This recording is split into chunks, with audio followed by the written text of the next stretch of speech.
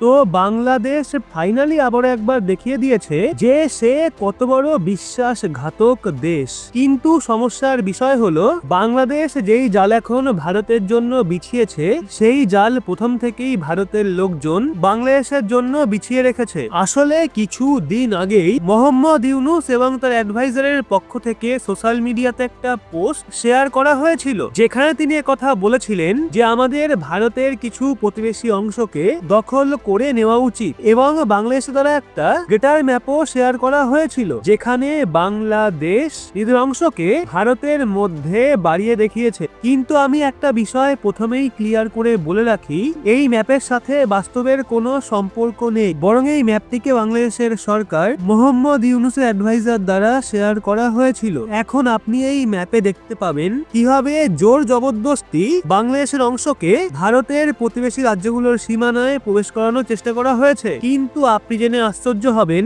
ভারত এমন কড়া পদক্ষেপ গ্রহণ করেছে যে পোস্ট করার কিছু ঘন্টার মধ্যেই তারা ভয়ের চোটে পোস্টকে ডিলিট করে দিয়েছে, আর এখন তারা ভারতের সামনে নতমস্তক হতে বাধ্য হয়ে গেছে। তো সম্পূর্ণ ডেভেলপমেন্ট আসলে কি তা জানতে ভিডিওর শেষ অবধি অবশ্যই থাকবেন। কিন্তু 24 ঘন্টার কথা তো বাদ দিন, তারা কিছু ঘন্টার মধ্যে নিজেদের পোস্টকে ডিলিট করতে বাধ্য হয়েছে এবং ভারতের সামনে নত হতে হয়েছে। তো তার জন্য ভিডিওটা লাইক করে চ্যানেলটা সাবস্ক্রাইব অবশ্যই করবেন। আসলে বলা হয়ে থাকে যে কখনো কখনো অন্যকে ঘেরার প্রস্তুতি নিজের ওপরই ভারী পড়ে যায়, ঠিক তেমনই আবারও একবার বাংলাদেশের সাথে হয়ে গেছে। আসলে দেখতে গেলে গত 2 মাসে বাংলাদেশ ভারতের বিরুদ্ধে কি কি কাজ করেছে তা তো আপনি ভালো মতোই জানেন, এবং এই কথা তো আপনাদের বলার প্রয়োজনও নেই। কিন্তু তাদের দ্বারা ভারত বিরোধী কার্যকলাপ যাতে আরো বৃদ্ধি না পেয়ে যায় তার জন্য ভারতীয় লোকজন দ্বারা দাবি করা হয়েছে যে আমাদের বাংলাদেশকে ভেঙে ভারতের সাথে যুক্ত করে নেওয়া উচিত। আপনি এখন এই খবরটা দেখতে পাবেন যেটা দিন কয়েক আগেই সামনে বেরিয়ে এসেছিল, যেখানে বলা হয়েছে এখন ভারতের বাংলাদেশের জন্য 2 স্টেট সলিউশনের ওপর ফোকাস করা উচিত। যদি বাংলাদেশের এই ম্যাপটাকে দেখা হয় তাহলে বাংলাদেশের যে রংপুর, খুলনা এবং সিলেট যেগুলো ভারতের পার্শ্ববর্তীতে রয়েছে সেই অংশগুলোকে বাংলাদেশের থেকে নিয়ে নেওয়া উচিত এবং বাংলাদেশ হিন্দুদেরকে 3টে এলাকা দিয়ে দেওয়া উচিত, এবং এর ওপর কন্ট্রোল বাংলাদেশের নয় বরং ভারতের হওয়া উচিত। এ থেকে আমাদের সবচেয়ে বড় সুবিধা এটা হবে যে এখানে যে চিকেন নেক নামের পাতলা এরিয়াটি রয়েছে এই অঞ্চলটাও এক্সপ্যান্ড হয়ে অনেক গুণ বৃদ্ধি পেয়ে যাবে, এবং ভারতের অন্যান্য রাজ্য থেকে নর্থ ইস্টের রাজ্যের যে পজিশন রয়েছে সেটা আরো বেশি মজবুত হয়ে যাবে। এখন তো ভারতীয় লোকজন দ্বারা বাংলাদেশের আশেপাশের অঞ্চলগুলোকে ভারতের সাথে যুক্ত করার কথা এই জন্য বলা হচ্ছে, কারণ দেখতে গেলে মোহাম্মদ ইউনূসের সরকার যেদিন থেকে ক্ষমতায় এসছে সেদিন থেকেই সেখানকার হিন্দু এবং বাকি অন্যান্য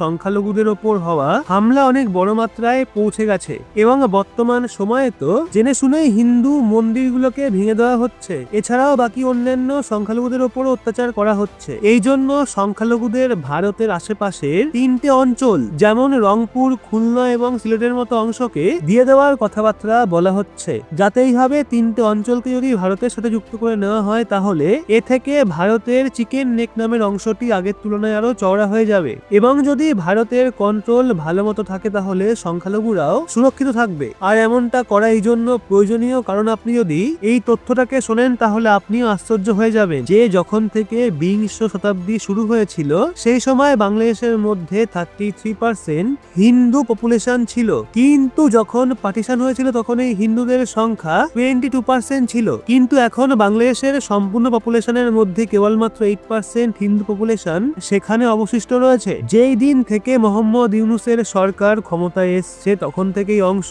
8%-এর চেয়ে কম বলে দাবি করা হচ্ছে, এবং এই ডেটা দেখানোর জন্য যথেষ্ট যে কিভাবে বাংলাদেশের মধ্যে হিন্দুরা বিপদের মধ্যে রয়েছে। আর এই বিষয় নিয়েও বাংলাদেশের সাথে অনেকবার কথাবার্তা বলা হয়েছে, এতে কিছু তফাৎ লক্ষ্য করা যায়নি, যার পরিষ্কার অর্থ হলো বাংলাদেশের সাথে এখন সেটাই হওয়া উচিত যা দাবি করা হচ্ছে। এখানে ডিমান্ড করা হচ্ছে যে বাংলাদেশের মধ্যে যদি সংখ্যালঘুদের সুরক্ষিত থাকতে হয় তাহলে 2 কম্বিনেশন সলিউশনকে গ্রহণ করতে হবে এবং বাংলাদেশের এই অংশকে ভারতের সাথে যুক্ত করে এই অঞ্চলগুলোকে সংখ্যালঘুদের দিতেই হবে। এই অঞ্চলগুলোকে যদি বাংলাদেশ নাও দিতে চায় তাহলেও এই 3টে অঞ্চলকে বাংলাদেশের সংখ্যালঘুদের দিয়ে দেওয়া উচিত, কেননা এখানেই বর্তমান সময়ে হিন্দুদের সবচেয়ে বেশি পপুলেশন দেখতে পাওয়া যায়। এখন এই এলাকা যদি ভারতের কাছাকাছি থাকে তাহলে ভারত তাদের প্রোটেকশনও দিতে পারবে। যদিও এই কথা তো ইন্ডিয়ান দ্বারা ডিমান্ড করা হয়েছিল, কিন্তু কিছুদিন আগেই বাংলাদেশ আবার একবার ভারতের পশ্চিমবঙ্গ, আসাম এবং ত্রিপুরা রাজ্যগুলোতে নিজেদের আধিপত্য দেখানোর চেষ্টা করেছিল। যদিও বাংলাদেশ দ্বারা ভারতের রাজ্যগুলোকে দখল করার চেষ্টা গত মাস থেকেই চলছে, কিন্তু কিছু দিন আগেই তারা একটা কাজ করেছিল। সেখানে মোহাম্মদ ইউনূস এবং তার যে অ্যাডভাইজার রয়েছে তারা মিলিতভাবে সোশ্যাল মিডিয়াতে একটা পোস্ট করেছিল। এই পোস্টে গ্রেটার বাংলাদেশকে দেখানো হয়েছিল, যেখানে ভারতের যে ইস্ট এবং নর্থ ইস্টের এলাকাগুলো রয়েছে সেখানের কিছু অংশকে বাংলাদেশের ম্যাপে দেখানো হয়েছে এবং তাদের দ্বারা চিকেন নেককে এতটাই পাতলা করে দেওয়া হয়েছিল যেন সেখানে চিকেন নেকই ছিল না। কিন্তু তারা যে বিষয়টা একদমই আশা করেনি সেটা ভারত করে দেখিয়েছে। ভারতের দ্বারা স্ট্রংলি তাদের কার্যকলাপের ওপর অ্যাকশন নেওয়া হয়েছিল আর এমন ভাবে প্রোটেস্ট করা হয়েছিল যে কিছু ঘন্টার মধ্যেই তাদেরকে নিজেদের পোস্ট ডিলিট করতে হয়েছিল। আর এখন বাংলাদেশের সরকার ভারতের চরণে এসে পড়েছে। যদি বিশ্বাস না হয় তাহলে আপনি নিজেই দেখুন, বাংলাদেশ টোটালি ফায়ার হয়ে গেছে। তাদেরকে ইন্ডিয়ান গভর্নমেন্টের সামনে নত হয়ে 50,000 টন চাল ক্রয় করার জন্য ভিক্ষা চাইতে হচ্ছে। হ্যাঁ বন্ধুরা, আমি 1-2 টন নয় বরং 50,000 টনের কথা বলছি এবং 50,000 টন কত হয় তা ধারণা আপনি এ থেকেই লাগাতে পারেন যে 1 টনে 907 কিলোগ্রাম হয়ে থাকে, অর্থাৎ টোটাল হয় 4,53,00,000 কিলোগ্রাম, যার সাহায্য তারা ভারতের থেকে চাইছে। তাদের এই সাহায্য যেমন তেমন জিনিস নয়, বরং ভারতের থেকে চালের সাহায্য চাওয়া হচ্ছে, যেটা ছাড়া কারো পেট ভরে না। আপনাদের বলে রাখি, বাংলাদেশের জনগণ এক এক দানা চালের জন্য অতিষ্ঠ হয়ে উঠেছে। এছাড়াও তাদের জনগণ দুর্ভিক্ষের দিকে অগ্রসর হচ্ছে। এই জন্য বাংলাদেশ ভারতের কাছে রিকোয়েস্ট করেছে যে তাদেরকে 50,000 টন চাল যাতে ভারত তাদেরকে কম প্রাইসে এক্সপোর্ট করে, যাতে থেকে তারা তাদের জনগণের পেট ভরাতে পারে। এই জন্য বলা হচ্ছে যে খুব দ্রুতই বাংলাদেশের মোহাম্মদ ইউনূসের সরকার ভারতের সাথে ডিল করতে চায়, যাতে দুর্ভিক্ষকে দূর করা যায়। নয়তো মোহাম্মদ ইউনূসের সরকারের ওই ভয় রয়েছে যে সমস্ত জনগণ একজোট হয়ে তার সরকারকে যেন আবার